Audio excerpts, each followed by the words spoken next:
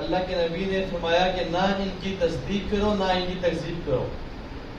ہم ایک شک کی نگاہ سے تو اس کو دیکھتے ہیں، اگر تو اس کا معنی اور مطلب قرآن و سنت سے مل جائے تو اس کو قبول کر لیتے ہیں، اور اگر اس کا معنی اور مقصد جو اس کا ہدف ہے وہ قرآن و سنت سے ٹکرا رہا ہو تو اس کو چھوڑ دیں. اسرائیلیات میں سے ایک اسرائیلی روایت ہمیں ملتی ہے، اور اس کے بارے میں سلف صالحین نے بہت لکھا. وہ یہ کہ عیسیٰ علیہ السلام ایک دفعہ سفر پہ جا رہے تھے، اور ان کے ساتھ ان کا ایک ساتھی بھی تھا. جب وہ چلے اور آگے تھکے اور پڑاؤ ڈالا تو عیسیٰ علیہ السلام تھوڑا کام سے گئے، اور جب واپس آئے تو دیکھا کہ جب سامان میں 3 بریڈ کے ڈبل روٹی کے جو حصے تھے ان میں سے 2 پڑے ہوئے تھے اور ایک نہیں تھا. تو اپنے ساتھی سے پوچھا کہ وہ تیسرا تم نے دیکھا، کہاں گیا وہ؟ تو ان کے ساتھی نے کہا کہ مجھے نہیں معلوم وہ کہاں گیا، میں نے تو صرف 2 ہی دیکھے ہیں، تیسرے کا مجھے علم نہیں ہے. عیسیٰ علیہ السلام نے کہا پکی بات؟ پکی بات. انہوں نے زیادہ انویسٹیگیشن نہیں کی، نہ زیادہ جانچ پڑتال کی، کہا آگے چلتے. جب آگے گئے تو سفر کے دوران ان کو ایک شخص ملا جو بچپن سے ہی نابینا تھا. He was a born blind man. کچھ لوگ ہوتے ہیں جن کی ایج میں بڑھ کے اور ان کی آنکھیں کمزور ہو جاتی ہیں اور اندھے پن کی طرف جاتے ہیں، لیکن کچھ لوگ ہوتے ہیں جو بچپن سے ہی اندھے پیدا ہوتے ہیں. تو اس نے کہا کہ آپ اللہ کے نبی ہیں، کچھ کریں، اللہ سے دعا کریں. جس سے ہمیں علم ہے عیسیٰ علیہ السلام کو اللہ نے کچھ معجزات دیے ہوئے تھے. جب انہوں نے اس کے منہ پہ چہرے پہ ایسے ہاتھ پھیرا تو اس کی آنکھیں بالکل ٹھیک ہو گئی، جس طرح کوئی عام انسان دیکھ رہا ہوتا. اور وہ حیران اور پریشان، یہ کیا ہو گیا؟ عیسیٰ علیہ السلام نے اپنے ساتھی کو دیکھ کے کہا کہ اس رب کی ذات کی قسم جس نے اس بندے کو شفا دی ہے اور اس کی دیکھنے کی صلاحیت، اس کی بنا اس کو واپس کی ہے، تم بتاؤ کہ وہ تیسرا حصہ ڈبل روٹی کا کہاں گیا؟ اس نے کہا مجھے نہیں معلوم، میں تو صرف 2 دیکھی. انہوں نے آگے سوال نہیں کیا. آگے چل کر آگے پہنچے تو انہوں نے دریا کراس کرنا تھا، اور کوئی کشتی نہیں، کوئی ساتھی نہیں کہ جو دریا کو یعنی شپ آئے یا کوئی بحری بیڑا آئے جو کراس کروائے. ٹائم کم تھا، آگے نکلنا تھا. تو انہوں نے اللہ تعالیٰ سے دعا کی کہ اللہ ہماری مدد فرما، اور وہ پانی میں چلنا شروع ہوئے. ان کا ساتھی اور وہ دونوں پانی میں چلتے ہوئے کراس کر گئے. اور یہ بھی عجیب بات نہیں ہے کہ انبیاء کے تو معجزے ہوتے ہی ہیں، اللہ تعالیٰ کے بہت سارے اولیاء ہیں صحابہ میں سے بھی جنہوں نے پانی میں چلا. ہم اس ڈیٹیل میں نہیں جاتے کہ کون کون صحابی تھے انہوں نے چلا پانی پہ، لیکن غزوات کے دوران صحابیات کیا تابعین نے بھی پانی میں چلا. تو جب وہ آگے پہنچے، دریا کراس کیا، تو عیسیٰ علیہ السلام نے کہا کہ اس ذات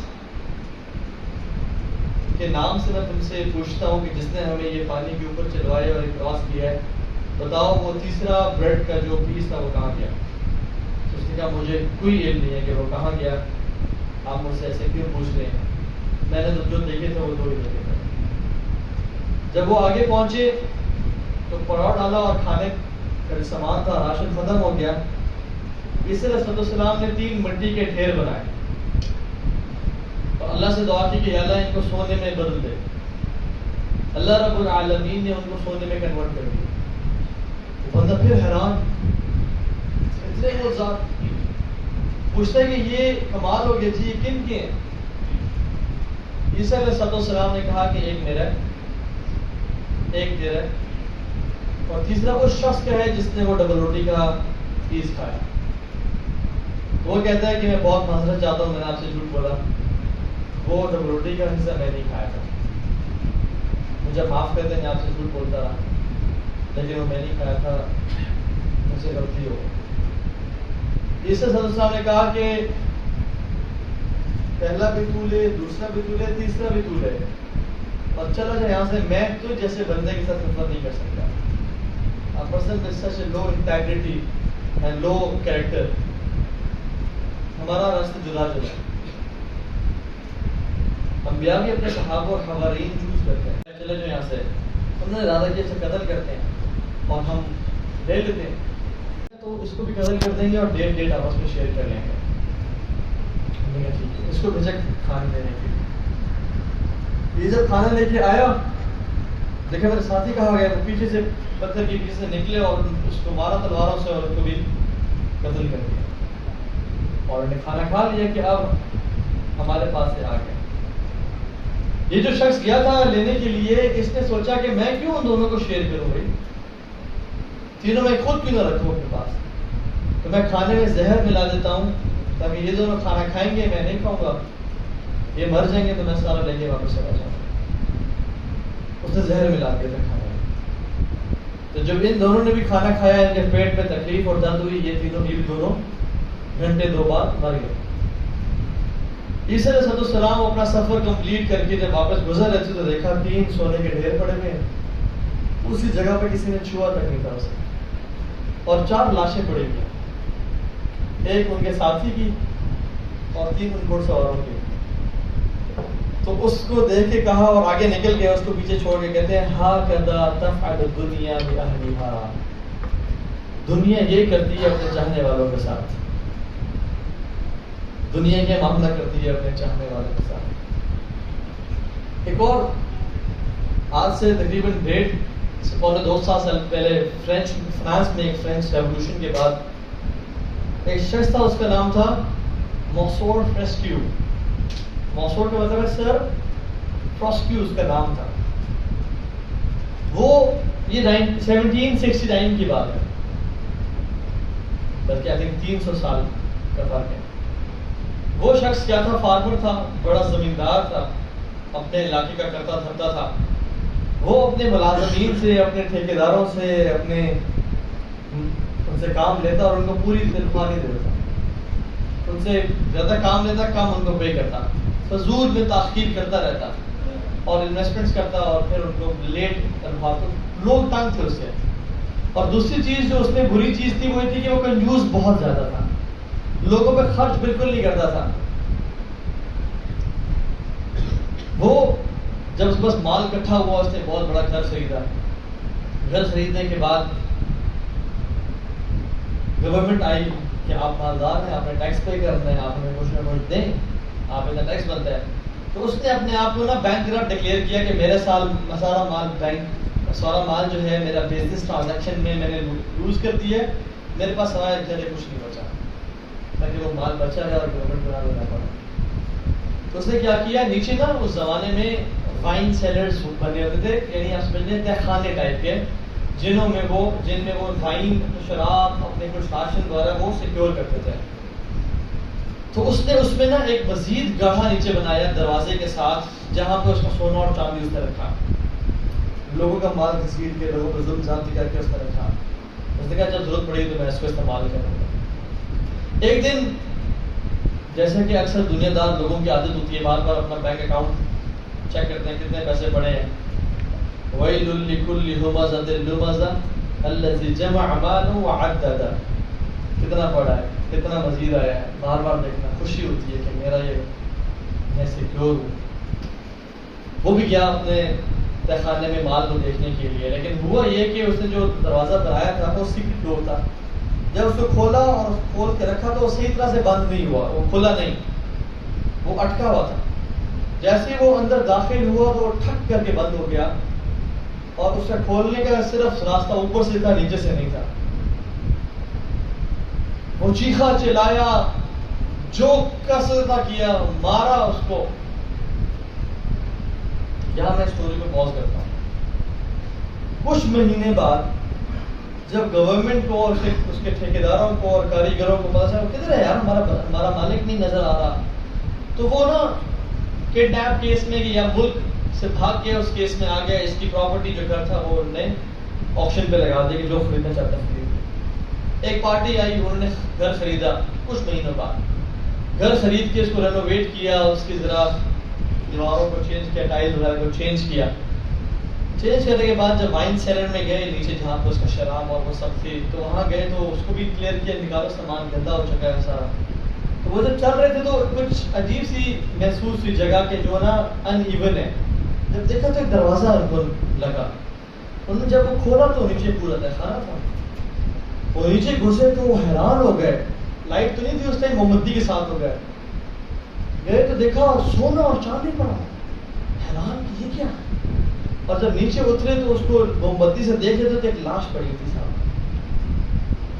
اور جب اس لاش کو دیکھا تو اس لاش نے آدھی اس کا جسم مارے زیادہ گلا ہوا تھا، اور اس کے ہاتھ میں بھی ایک موم بتی کا جو ہولڈر ہوتا ہے، کینڈل ہولڈر، وہ تھا. اور آدھی موم بتی اس نے کھائی ہوئی تھی اپنی جان بچانے کے لیے کہ شاید یہ مجھے انرجی دے دے، شاید کوئی آ جائے مدد کے لیے. اور جب انہوں نے اس کا ہاتھ دیکھا تو اس کے اپنے ہاتھ کو اس نے بائٹ کیا ہوا تھا اور اس کو کاٹا ہوا تھا کہ شاید اس گوشت کے حصے سے مجھے جان بچ جائے، میں کچھ مزید گزارا کر لوں. اور پھر آرٹیکل میں ابھی بھی نیوز پہ ہے، آپ لنڈن کرونیکلز میں لکھیے گا، A French miser who couldn't eat his gold. ایک کنجوس آدمی جو اپنا سونا نہ کھا سکا اور اس کے سونے اور چاندی کا ڈھیر اس کو بھوک اور فقر سے نہ بچا سکا. ہاکذا تفعل الدنیا بأہلہا. دنیا یہ معاملہ کرتی ہے اپنے چاہنے والوں کے ساتھ، اپنے محبوبوں کے ساتھ. آج کل کے وہ جو سب سے بڑا فتنہ میں سمجھتا ہوں، جنرلی کچھ کے لیے پیسہ ہے، کچھ کے لیے خواتین ہے، کچھ کے لیے فیم ہے، کچھ کے لیے اپنے بنگلے ہیں، کچھ کے لیے کیا ہے، کچھ کے لیے تنہائی کی گناہ ہے. لیکن عام طور پہ عام الناس میں کیپٹلزم کا جو دور ہے اور یہ کنزیومرزم کا جو دور ہے، اس میں مال ایک بہت بڑا فتنہ ہے. مال کے لیے کیا، اور ہم سمجھتے ہیں بڑا کلیشے ٹاپک ہے، بڑا دفعہ ڈسکس ہوا ہے، لیکن کیا ملکوں نے ملکوں پہ قبضہ نہیں کیا اس مال کی وجہ سے؟ کیا چاچو اور بھانجوں کی لڑائی نہیں ہوئی مال کی وجہ سے؟ کیا رشتہ داروں نے آپس میں قدر نہیں کی مال کی وجہ سے؟ کیا ٹیننٹس اور ٹھیکیداروں کی لڑائی نہیں ہوئی مال کی وجہ سے؟ کتنا کچھ لوگوں کو نہیں خریدا گیا مال کی وجہ سے، لوگوں نے اپنا دین نہیں بیچ دیا مال کی وجہ سے. مجھے ایک بھائی بتا رہے تھے کہ ایک شخص وہ کینیڈا میں رہتا تھا، اس کے پاس نیشنلٹی تھی، کوئی اس پہ کیس ہوا، انہوں نے کہا واپس اپنے ملک جاؤ، پاکستان کی طرف، کینیڈین نیشنلٹی ہم آپ سے لے رہے ہیں، آپ کو ڈیپورٹ کر رہے ہیں یہاں سے. اس نے کہا کہ مجھے نہ نکالو، بڑی منتیں ترلے کی. اس نے کہا نہیں نکل جاؤ یہاں سے. کوئی شخص آیا اور کہا کہ آپ ایک کام کرو، آپ اپنے آپ کو نا احمدی مسلم ڈکلیئر کر دو،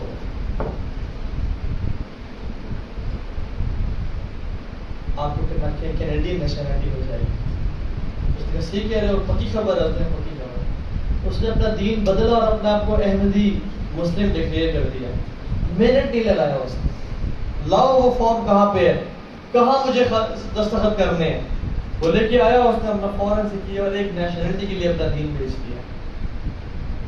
اور ایسا نہیں کہ صرف دستخط کیا، بلکہ وہ میک شور کرتے ہیں کہ اگر احمدی مسلم ہے تو وہ عبادت خانوں میں آ کے آپ ہمارے ساتھ ٹائم گزارا. وہ ٹائم گزار رہا تھا، کم از کم کینیڈا میں تو رہ رہا ہوں نا، بچے تو یہاں پہ ہیں، واپس تو نہیں جانا پڑا مجھے اپنا سب کچھ چھوڑ کر. آپ نے اپنے آنکھوں کے سامنے صاحبات نہیں دیکھا کوئی بندہ 150 کے 200 کے پیچھے اپنا غلط مال بیچ دے، کچا پھل بیچ دے، گلا ہوا مال بیچ دے، چیز کو اوریجنل کہہ کے ڈپلیکیٹ چیزیں بیچ دے. میں کدھر کی بات کر رہا ہوں؟ میں کوئی کسی اور ملک کی بات کر رہا ہوں یا کوئی پلانٹ مارس کی بات کر رہا ہوں؟ میں صاحبال کی بات کر رہا ہوں.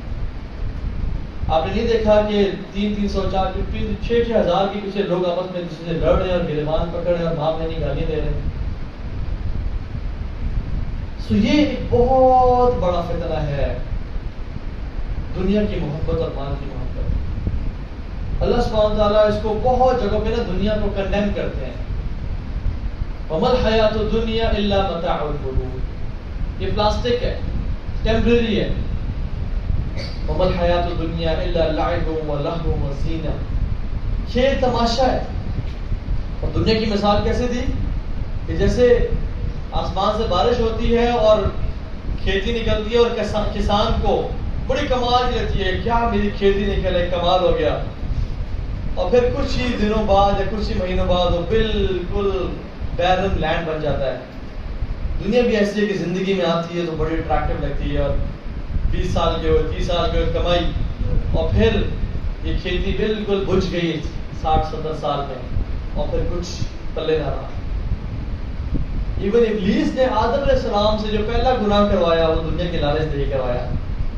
کہ میں آپ کو ایک ایسا شجر نہ بتاؤں، شجرۃ الخلد، ایسا درخت جس کو کھا کے آپ ہمیشہ کے لیے موت کبھی نہیں آئے گی آپ کو، وہ ملک لا یبلا، اور ایسا ملک جو کبھی ختم نہیں ہونے والا. یہ تو نہیں کہا کہ آئیں اللہ کی نافرمانی کرتے ہیں، کہا کہ آپ کو درخت نہ بتاؤں جو کھائیں گے تو آپ اینجلز میں سے ہو جائیں گے، کبھی موت نہیں آئے گی، اور ایسا ملک ڈومینین مائٹ، زمینیں اتنی ملیں گی جو کبھی ختم نہیں ہوگی. دنیا کی لالچ. اللہ کے نبی نے کہا تھا کہ مجھے تم پہ یہ ڈر نہیں کہ تم فقیری سے مر جاؤ گے، فقر کا ڈر نہیں ہے مجھے تم پہ، مجھے تم پہ ڈر یہ ہے کہ تم پہ دنیا کھول دی جائے گی اور تم دنیا کی محبت میں پاگل ہو جاؤ گے. وہن کی بیماری، حب دنیا و کراہیت الموت. جب آپ نے کہا کہ تمہیں یہ آ جائے گی نا بیماری، پھر تم پہ کفار ٹوٹ پڑیں گے، اور تمہیں جیسے بھوکا کھانے پہ ٹوٹتا ہے. اللہ کے نبی نے یہاں پہ بھوکا اور کھانے کی مثال کیوں دی؟ کیونکہ کبھی ایسا ہوا کہ آپ کوئی تکے پھوڑنے لگے ہو تو تکا اٹھ کے بھاگنا شروع کر دیں. کبھی برگر کھانے لگے اور برگر رائٹ لیفٹ کہ نہیں مجھے نہ کھا. کھانا کبھی ریٹیلیٹ کرتا ہے، کھانا کبھی روکتا ہے کہ نہیں رک جاؤ پلیز مجھے نہ کھاؤ، کوئی ریکویسٹ کرتا ہے. بھوکا کھانے کو جس طرح پکڑنا چاہے، جس طرح کھانا چاہے وہ کھا لیتا. تم اتنے کمزور ہو جاؤ گے، وہ کفار تمہیں دائیں بائیں سے ماریں گے، تم پہ زور گزارتی کریں گے، تم ریٹیلیٹ کرنے کے جوگے نہیں ہو گے. صاحب بولے گا رسول اللہ ہمارا کیا کم نمبر ہوگا، ہم اس ٹائم بالکل تھوڑے رکھیں گے. آپ یہ کہتے ہیں کہ کثرت سے ہوگے، سمندر کی جھاگ کے برابر ہوگے. اور آپ نے ہماری جھاگ کی مثال کیوں دی، پہاڑ کی مثال کیوں نہیں دی؟ جھاگ کو لے کے آئے نا، اس کا وزن کریں. تمہاری داڑھیاں تو ہوں گی، ٹخنوں سے پانچے اوپر تو ہوں گے، نمازیں مسجد بھری تو ہوں گی، بٹ خشوع نہیں ہوگا، تمہارے اندر ایمان کا وزن نہیں ہوگا. تم الحمدللہ ماشاءاللہ تو بڑا بڑا کہو گے اور دیگی بھی چڑھواؤ گے اور دسترخوان بھی لگواؤ گے، لیکن تمہارا جو اخلاق اور کردار ہے زیرو ہوگا. تمہارا بیوی سے تعلق زیرو ہوگا، تمہارا ماں باپ کے ساتھ رسپیکٹ زیرو ہوگی، تمہارا خشوع و خضوع، تمہارا رب سے تعلق، تم تنہائیوں میں گناہ کرتے رہو گے. تمہارے اندر وزن نہیں ہوگا ایمان کا. عبداللہ ابن مسعود درخت پہ چڑھے ہوئے تھے تو کمزور سے تھے، اور جب درخت پہ ہوا چلی تو درخت کی ٹہنیاں آگے بھی شروع، تو وہ ہلنا شروع ہو گئے. صحابہ ہنسنا شروع ہو گئے، کمزوری ان کی پنڈلیاں ظاہر ہوئی. تو نہیں کہتے آپ نے کیوں ہنس رہے ہو؟ کہا کہ ان کی کمزور پنڈلیاں دیکھ کے. کہتے ہیں واللہ عبداللہ بن مسعود کی پنڈلیاں اللہ کی نظر میں احد پہاڑ سے بھی بھاری ہیں. آپ جتنے مرضی سکس پیک بنا رہے ہیں، مسل بنا رہے ہیں اور جم کے ڈولے اٹھا رہے ہیں اور ہم دیکھنے میں بڑے، لیکن ہماری اصل بات یہ ہے کہ ہمارا جو روب تھا نا کفار کا ختم ہو چکا ہے، کیونکہ ہم نے تنہائیوں میں گناہ کیے ہے. ہم تنہائیوں میں اللہ سے نہیں ڈرے. اللہ نے ہر چیز کا ڈر ہمارے دلوں میں ڈال دیا ہے کہ میں غریب نہ ہو جاؤں، فقیر نہ ہو جاؤں، میری فلاں رسپیکٹ چھوڑنا چاہیے، مجھے فلاں چھوڑ کے نہ چلا جائے، میری بیوی میری بات نہیں مان رہی. واللہ یہ ہوا ہمارے ساتھ. ہر چیز کا ڈر ہمارے دل میں ڈالتے ہیں، اللہ سے نہیں ڈرے. اور صحابہ صرف اللہ سے ڈر رہے تھے بس، اور کسی کا خوف نہیں تھا ان کو. کہ جب رومن امپائر کے سامنے گئے نا تو انہوں نے کہا کہ کیوں آئے ہو؟ تم بھوکے ننگے لوگ عرب کے، تمہیں مال چاہیے مال دیں گے، عورتیں چاہیے عورتیں دیں گے، تمہیں آنا بھی نہیں پڑے گا، ہم خود اس باتیں کریں گے. یہ لڑنا جگہ نہ چھوڑو، دفع کرو، جاؤ یہاں سے. دنیا چاہیے دنیا دیں گے. انہوں نے کہا نہیں، ہم اس لیے نہیں آئے، ہم اس لیے آئے ہیں لنخرج العباد بالعبادۃ العباد الى عبادۃ رب العباد. لوگوں کو تمہاری غلامی سے نکال کے ایک رب کی غلامی میں ڈالنے آئے. اور ڈرے نہیں کسی چیز سے، ڈنگی کی چوٹ پہ دین کو پھیلایا. اور جب پرشین جو کنگز تھے نا، اللہ اکبر، جو فارس تھا، فارس پرشیا سپر پاور تھا، ان کی جو شہزادے تھے نا، وہ ان کے گولڈ مشہور تھا، ان کے کراؤنز، ان کی جو کراؤنز کیا بولتے ہیں اردو میں، تاج مشہور تھا ان کا. 92 kgs آف گولڈ ان کے سر کے اوپر ہوتا تھا. آپ کا وزن کتنا ہے؟ 63. کیا میں اس کو اپنے سر پہ بٹھا سکتا ہوں؟ تو 92 kg گولڈ کتنا ہو سکتا ہے؟ تو وہ نا اوپر سلور کی تاروں سے لٹکا ہوتا تھا ان کے تخت کے اوپر، اور وہ جو بیٹھے اس طرح بیٹھتے تھے اپنے تخت پہ، تو ایسے محسوس ہوتا تھا کہ وہ جو گولڈ ہے ان کے سر کے اوپر انہوں نے پہنا ہوا ہے. لوگ جب ان کے سامنے آتے تھے تو چل کے آتے تھے اور ان کو دیکھتے نہیں تھے. سیدھے آتے تھے اور واپس پیٹ پھیر کے نہیں جاتے تھے، ایسے جاتے تھے واپس کہ بے نہ ہو جائے. یہی پرنس جب ہتھکڑیوں میں اور فارس فتح ہوا تو آ رہے تھے مدینہ میں، لائن میں لگے ہوئے سارے، اور ہتھکڑیاں ان کے ہاتھوں میں. عمر بن خطاب نے کہا کیا بنا، کیا ہوا، تم تو کون تھے، اور تمہاری مائٹ اور پاور، تمہارے ہاتھی اور گھوڑے تو مشہور تھے، تمہاری آرمیز کے تو لوگ ڈرتے تھے، اور اتنے 100 سال حکومت کی، یہ کیا ہوا کچھ سالوں میں. وہ ہم سے سمجھدار تھا شاید. اس نے کہا کہ جب جنگ میرے اور تمہارے بیچ میں تھی نا، مسئلہ ہی کوئی نہیں تم کون، لیکن ہم رب العالمین سے کیسے لڑیں؟ جب رب تمہارے ساتھ ہو گیا تو ہم اس سے کیسے لڑیں؟ پھر یہ بتاؤ، رب سے تو کوئی نہیں لڑ سکتا. When the battle was between us and you, it was easy, it was peanuts. But how can we fight the one above the heavens? جو آسمانوں کے اوپر بیٹھا ہوا اس سے تو نہیں لڑ سکتے ہم. یہ تو وجہ کہ عمر بن خطاب اپنے لشکروں کو نا خط لکھتے تھے کہ اللہ تمہیں فتح دیتا ہے اور ان کو ذلیل کرتا ہے کیونکہ وہ گناہ کرتے ہیں اور تم گناہ نہیں کرتے ہو. جس دن تم نے گناہ کرنا شروع کر دیے اس دن مارکا بیٹل فیلڈ پہ ہوگا کہ جس کے پاس ہتھیار زیادہ ہیں اور لوگ زیادہ ہیں. اس دن اللہ کی نصرت مدد نہیں ہوگی. تو ہمیں اللہ نے عزت دی تھی اسلام کی وجہ سے، اچھے کپڑوں کی وجہ سے نہیں دی تھی، اچھی اکانومی، اچھی بلڈنگ، اچھا انفراسٹرکچر نہیں. نحن قوم اعزنا اللہ بالاسلام. ابو عبیدہ نے کہا تھا جب عمر بن خطاب یروشلم آئے تھے کہ عمر کچھ تو پہن لیں صحیح، یہ لوگ بڑی ثقافت والے ہیں، کلچر والے ہیں، ان کے بڑے ایتھکس اور مورلز ہیں، ان کے ہاتھ پروٹوکول فالو کیا جاتا ہے. عمر ایسا نہ کریں، مسلمانوں کا ایک جہو جلال اور رتبہ ہے، آپ ایسے جائیں گے تو مسلمانوں کی نظر، مسلمانوں کی نا جو قدر و قیمت ہے ان کے سامنے ڈیمینش ہوگی، کم ہوگی. پلیز انڈرسٹینڈ کریں. جو آج کل کی نا انہوں نے مارا ابو عبیدہ کو یہاں پہ. ابو عبیدہ تجھ تو میں یہ ایکسپیکٹ نہیں کر رہا تھا، کوئی اور کہتا تو کہتا تو امین حاضر الامہ ہے. اور کہا کہ ابو عبیدہ عزت ذلت ان چیزوں میں نہیں لکھی. آج ہمیں جو اللہ بیت المقدس مسجد اقصی لے کے آیا ہے وہ اس لیے لے کے آیا ہے نحن قوم اعزنا اللہ بالاسلام. ہم وہ قوم تھے جو ذلیل تھے، اللہ نے اسلام کی وجہ سے عزت دی. اور ابو عبیدہ اگر ہم کسی اور چیز میں عزت ڈھونڈیں گے نا فمن ابتغى العزة بغيرها اذلنا اللہ، اللہ میں ذلیل کر دے گا. پاکستان ہمارے سامنے ہے، میں اور آپ ہمارے سامنے ہیں کہ ہم جس کنٹری میں جائیں وہ ہمیں حقارت سے دیکھتے ہیں. ہمارے لیڈرشپ جائیں ان کے نیچے کے لوگ آ کے کو ریسیو کر رہے ہوتے ہیں کہ یہ کون ہے. ہم نے کیوں کہ اللہ کو دھوکہ دیا اور اسلام کو دھوکہ دیا، اللہ نے ہمیں لوگوں کے حوالے کر دیا. تو اللہ اکبر. تو یہ دنیا جو ہے نا یہ کھیل تماشا ہے، لیکن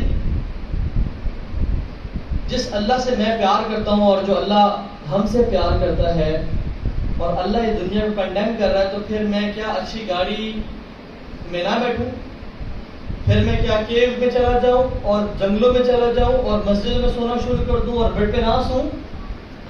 ڈائکوٹمی ہے نا یہ. تو ہاں بھی آپ بائک بھی رکھا ہوا ہے آپ نے، بڑی گاڑی میں بھی آتے ہیں اور اچھے کپڑے پہنتے ہیں، آپ ہمیں کہہ رہے ہیں کہ دنیا کو چھوڑو اور آپ خود جو ہے نا وہ.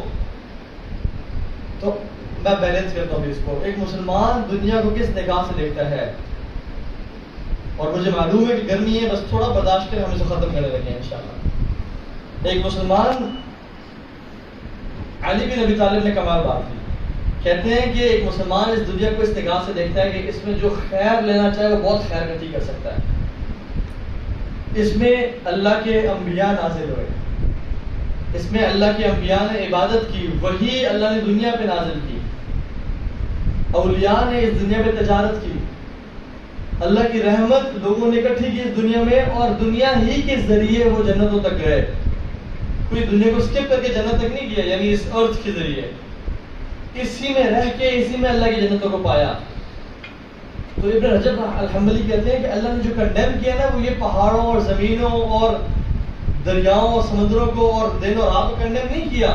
جس چیز کو اللہ نے ویل کہا اور کنڈیم کیا اور برا جانا، وہ اس دنیا کی نعمتوں کو اللہ کے نافرمانی میں استعمال کرنے کو کہا کہ میں اس دنیا کو استعمال کروں اللہ کی نافرمانی کے لیے. یہ دنیا ایک ٹرانسپورٹ وہیکل ہے. اگر مجھے پوائنٹ اے سے پوائنٹ بی پہنچا رہی ہے تو الحمدللہ اس کو میں یوز کروں گا. لیکن اگر وہ اپنا کام سر انجام نہیں دے رہی, مجھے سیالکوٹ صحیحوال سے اسلام آباد نہیں پہنچا رہے, تو میں اس گاڑی کو پیچھے چھوڑ دوں گا. تو ہمارے ہاں یہ جو کرسچینٹی اور جوڈیزم میں کانسیپٹ ہے نا کہ دنیا کی خوشی آخرت کی بربادی ہے. If you are successful in دنیا, it is an enemy of success in the hereafter. یہ بہت غلط ہے. اسلام کہتا ہے کہ تم دنیا میں بھی کامیاب ہو سکتے ہو, تاجر ہو سکتے ہو, ایک اچھے انٹرپرینور, ایک اچھے سی ای او ہو سکتے ہو, اور تم آخرت میں بھی کامیاب ہو سکتے ہو. تو دنیا کی کامیابی آخرت کی ذلت نہیں ہے. لیکن کرنا یہ ہے کہ دنیا کو دل سے نکال کے پھینکنا نہیں ہے, اپنے ہاتھوں میں رکھنا ہے اور اسے اللہ کو راضی کرنا ہے, اپنے پاؤں کے نیچے رکھنا ہے. صحابہ کے لیے دنیا ان کے ہاتھوں میں تھی اور دین سر کا تاج تھا, اور ہمارے لیے دنیا ہمارا سر کا تاج ہے اور دین ہمارے ہاتھوں میں. صحابہ کا دین کا تاج تو بھی رائٹ لیفٹ ہوتا نا, تو دنیا کو فوراً سے پھینکتے اور اپنے سر کے تاج کو سنبھال لیتے. ہمارے ہاں جو دنیا سر کا تاج ہے اور ہاتھ میں دین ہے. جب بھی دنیا جانے لگتی ہے کہ ہائے میں بینکرپٹ نہ ہو جاؤں, مجھے بینک سے سود چاہیے, خیر ہے, دنیا کو بیچ دیتے ہیں اور اپنے سر کے تاج کو سنبھال لیتے ہیں. یہ صحابہ ہمارے میں فرق ہے. ابو بکر صدیق نے جو بلال کو خریدا وہ پیسے سے ہی خریدا نا, اور حدیث میں آتا ہے نعم المال صالح لرجل صالح. کیا ہی کمال بات ہے کہ ایک حلال مال ہو اور نیک بندے کے ہاتھ میں ہو, بہترین. اس بعد نفال نے جنت دے پائی, جنت یہ صدقہ خیرات دے گئی پائی نا. تو دنیا اٹسیلف بری نہیں ہے, لیکن دنیا کو اللہ کی نافرمانی میں استعمال کرنا, کہ میں فون, مجھے اللہ نے رزق دیا ہے فون, میں اسے برا دیکھوں, میں اسے میوزک سنوں, گانے اور ناچنے کی ویڈیوز دیکھوں, اللہ نے یہ کنڈیم کیا کہ یہ نہ کرنا. میری آنکھیں اللہ کی نعمت ہے, میں اسے زنا کروں, کان سے غیبت چغلی سنوں اور موسیقی سنوں, زبان سے ماں بہن کی گالیاں دوں, اللہ نے یہ منع کیا کہ یہ مت کرنا.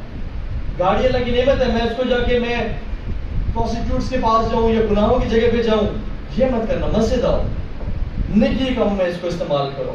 اصل چیز یہ ہے اس کو اس طرح سے سمجھنا کہ دنیا بہت اچھی چیز ہے اگر میں نیک ہوں اور میں اس کو گناہوں میں استعمال نہیں کر رہا, اور دل میں اس کی محبت نہ ہو بلکہ ہاتھوں میں ہو, اور مجھے اللہ کو راضی کرنے کے لیے اس کو مجھے جتنا اور اتنا دیں گے تکلیف ہو نکالیں. صلاح الدین ایوبی کہتے ہیں کہ میں کچھ لوگوں کو جانتا ہوں جن کی نظر میں مال اور مٹی برابر تھا, اور ان کی جو ساتھی تھے نا کہتے ہیں واللہ ہم کوئی شخص ایسا نہیں جانتے سوائے صلاح الدین ایوبی کے, خود ایسے تھے یہ. اور صلاح الدین ایوبی اپنی بات کہہ رہے تھے, مٹی پڑی ہو نا, ہم بہار میں مٹی روڈ کے لائٹ ہم رکے اس کو اٹھانے کے لیے نہیں رکے, ہم مال اس طرح سے پڑھو. صلاح الدین ایوبی کو جو یہ مقام ملا نا وہ دنیا سے خرچ کرتے جیسے انسان مٹی کو پھینکتا ہے. تو اس کو خرچ کریں, اللہ کے راستے میں لگائیں اور اللہ مزید دے گا. اس کو اپنا ہدف اور مقصد نہ بنا لیں. اور آخری بات کر کے میں بات ختم کرتا ہوں. ایک افریقن کنٹری میں ایک شہر میں نا ایک عالم کی ضرورت تھی, تو انہوں نے بڑی محنت کر کے کانٹیکٹس لڑا کے ایک بندے کو اپروچ کیا, انہوں نے مدینہ یونیورسٹی کا ایک عالم جو ہے نا ان کو دیا, بڑے خوش ہو گئے.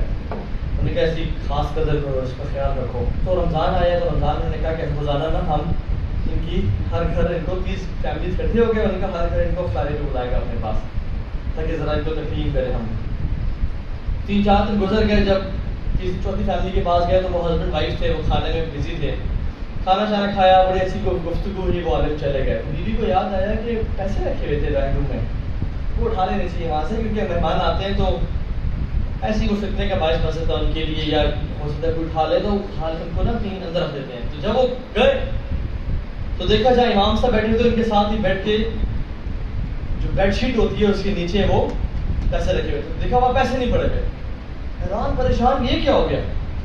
انویسٹیگیشن کی, ریسرچ کی, دیکھا گھر میں تو کوئی نہیں ہے امام صاحب کے علاوہ. بڑا دل بیزار ہوا کہ امام صاحب نے کی ہے. یقین کی حد تک نہ تو یقین آ گیا کہ امام صاحب کے علاوہ کوئی اور نہیں آیا تھا. ہسبینڈ نے مسجد سے تعلق اپنا کم کر دیا, دروس میں بیٹھا دروس کی بیٹھنا چھوڑ دیا, نماز پڑھ کے نکلنا شروع کر دیا اس نے. امام صاحب سے یار ایسا بندہ ہے, اس نے کیا آپ کی کروں بات, جو دین سکھا رہا ہے اور وہ بھی دین سے دور ہونے شروع ہو گیا. خیر بڑا سوچتے رہے کہ بات کرے نہ کرے, آخر شرم و حیا کی وجہ سے نہیں کیوں پڑا. سارا سال گزر گیا. اگلا سال رمضان آیا تو پھر وہ فیملیز کرتی ہوئی کہ اس سال بھی وہی کرتے ہیں پروگرام لاسٹ ٹائم کیا تھا بڑا اچھا رہا تھا. اس نے کہا کہ میں نہیں کرتا. انہیں کیوں؟ انہیں کہا بس میرا اس پر بیوی دیندار نے کہا کہ دیکھو مجبوری ہوگی، کوئی مسئلہ ہوگا، کر لیا ہوگا غلطی سے، انسان آخر معاف کر دو، بلاتے ہیں ان کو ایسا نہ کریں. ان کا جو برا مسئلہ نہیں ہے اللہ دیکھ رہا ہے. امام صاحب آئے، وہ گپ شپ لگا رہے تھے تو وہ ہسبینڈ جو ہے تھوڑا سا کراہیت سے بات کر رہا تھا، مدد سے نہیں، مسکرا نہیں رہا تھا. تو امام صاحب نے کہا کہ پچھلے سال سے آپ کا رویہ بڑا مختلف ہے، کیا ہوا ہے؟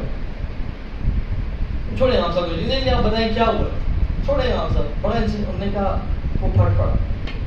امام صاحب یہ ہوا ہے، پیسے تھے، آپ گئے، پیسے نہیں، تو مجھے پلیز بتا دیں کہ آپ نے ہاتھ لگائے ان پیسے کو؟ وہ سمجھتے کہ امام صاحب کہ نہیں مجھے تو پتہ بھی نہیں سر. امام صاحب نے کہا ہاں میں جانتا. ہسبینڈ نے وائف کو دیکھا، وائف نے ہسبینڈ کو دیکھا کہ دیکھا ہمارا شخص ہی. امام نے ایسے سر نیچے کیا، رونے شروع ہو گئے شرمندگی کی وجہ سے. تو وہ یہ کہ انہوں نے کہا کوئی مسئلہ نہیں ہے، ہو جاتا ہے انسان سے، غلطی کوتاہی ہو جاتی ہے، پریشان نہ ہو، ہم نے آپ کو معاف کیا اور اب انشاءاللہ ہمارا تعلق اب آپ نے کنفیس کر لیا تو ہم انشاءاللہ اب نہیں کریں گے. اللہ اکبر. امام نے کہا کہ نہیں میں اس لیے رو رہا کہ تم نے مجھے پکڑا ہے اور میں نے پیسے کو ہاتھ لگایا. میں تو اس لیے رو رہا ہوں کہ میں پچھلے سال یہیں بیٹھا ہوا تھا اور سامنے کھڑکی جو بھی کھلی ہوئی ہے یہ کھلی ہوئی تھی اور اس ٹائم میں ہوا چل رہی تھی. آپ کو یاد ہوگا مزے موسم بڑا اچھا تھا کہ تیز ہوا چلی تو بیڈ شیٹ سے کپڑا اٹھا اور پیسے پڑے تھے اور پیسے بھی نا کچھ رائٹ لیفٹ گرے. تو میں نے ان کو اکٹھا کیا اور میں نے ایسے سب کو جوڑا اور یہ سامنے قرآن پڑھا تھا، اس کے اندر رکھ دیا. میں حیران ہوں اپنے پچھلے سال سے قرآن نہیں کھول کے پڑھا.